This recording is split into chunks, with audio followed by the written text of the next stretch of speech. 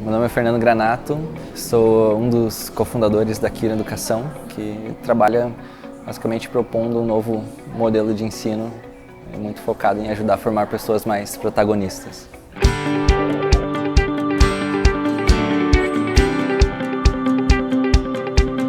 Como é que vocês viram na educação uma possibilidade de negócio? Bom, a gente viu que muita coisa tinha mudado no mundo, então a forma como a gente vive, se relaciona, se comunica, enfim. Só que a educação tradicional um pouco tinha avançado nesse sentido, né? Não tinha acompanhado todas essas mudanças. Quando a gente até para analisar, a gente vê uma educação que foi formatada por uma primeira revolução industrial e aí hoje a gente está vivendo uma quarta revolução já e essa educação não seguiu, né? E aí, quando a gente fala isso, a gente está falando de metodologia, a gente está falando de conteúdo, enfim. E aí a gente olhava e via que a grande parte dos alunos, dos estudantes, não se identificavam com a escola, né? E grande parte dos aprendizados mais marcantes que tinham eram em cursos fora, eram em outras experiências, né? E aí a gente viu que aí tinha um gap.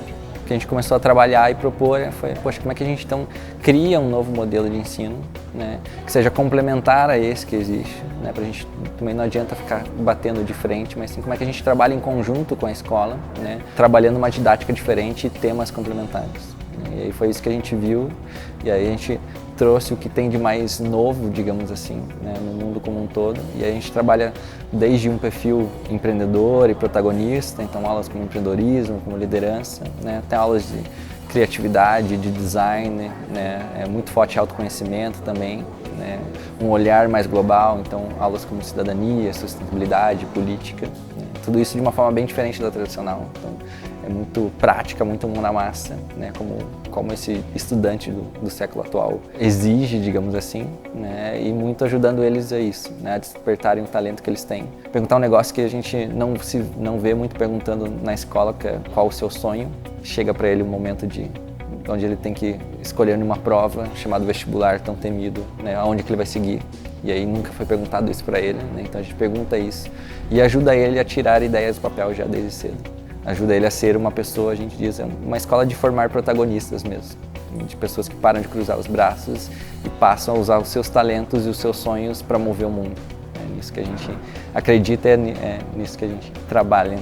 E como que vocês percebem esse despertar do alunismo nesses Não. alunos? A gente percebe que eles, desde coisas simples, assim, eles começam a agir diferente, eles criam um maior pertencimento com a escola, né? Eles conversam com os alunos de outras coisas, né? Muitos dos questionamentos que a gente traz, né, eles nunca tinham feito. Onde que eu quero chegar, né? Quais são meus talentos? Como é que eu começo a dar os primeiros passos, né? Então a gente vê alunos, né, a gente tem casos de alunos com 15, 16 anos que fizeram desde um aplicativo de celular para localizar crianças de rua, até escrever um livro sobre poesias da cultura negra, até um outro menino que tem um canal de YouTube e presta consultoria para outros youtubers. A gente trabalha muito assim, né? O que te inquieta no mundo, o que você quer, né, gostaria de ver de uma forma diferente. E aí como é que a gente utiliza esses conhecimentos diferentes para criar soluções para isso. E aí é incrível, né, o poder, né, de quando você trabalha com um propósito real, com um sonho real dele, né, o quão longe ele vai. A gente brinca que engane-se quem acha que são bobinhos assim nessa idade, então, são muito grandes, né, muito fortes. Quando a gente já trabalha com educadores é a mesma coisa, né? Às vezes tem muitos sonhos latentes, né? Uma pessoa que trabalha com outros estudantes, mas nunca trabalhou um lado de se autoconhecer, né? E aí a gente começa a trabalhar nisso, poxa, mas e aí, né? O que tu tem de talento, né? Como é que a gente pode fazer uma aula diferente, né? E aí a gente vê que esses pequenos cliques vão fazendo uma grande diferença, né, na vida deles e aí eles vão se tornando essas pessoas, né, mais proativas, mais protagonistas. Qual que é a sua sala de aula dos sonhos?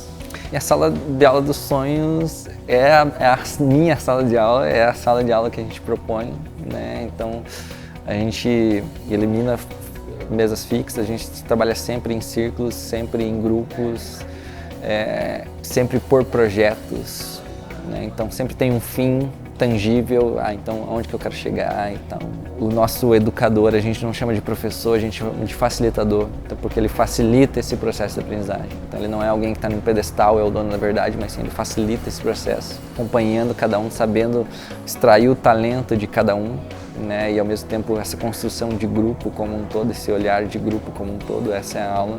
Tenha também materiais que, né, quando a gente diz que não precisa às vezes de grandes tecnologias, né, para fazer e acontecer, né, é incrível como às vezes um papel e algumas canetinhas e post-its você consegue fazer uma transformação e o aluno consegue pensar e prototipar ideias em um nível, né, gigantesco, assim, né. A gente brinca que a sala de aula ideal não precisa necessariamente estar dentro de uma escola também, porque a gente acredita que a escola não é o único lugar que pode ser feita educação.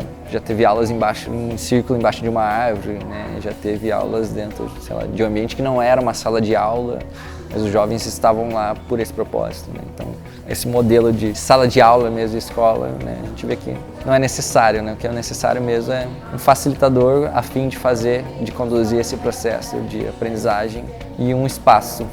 E é isso. E aí, a partir disso, a gente trabalha uma metodologia mão na massa e prática. E aí você cria e recria junto com os alunos, assim.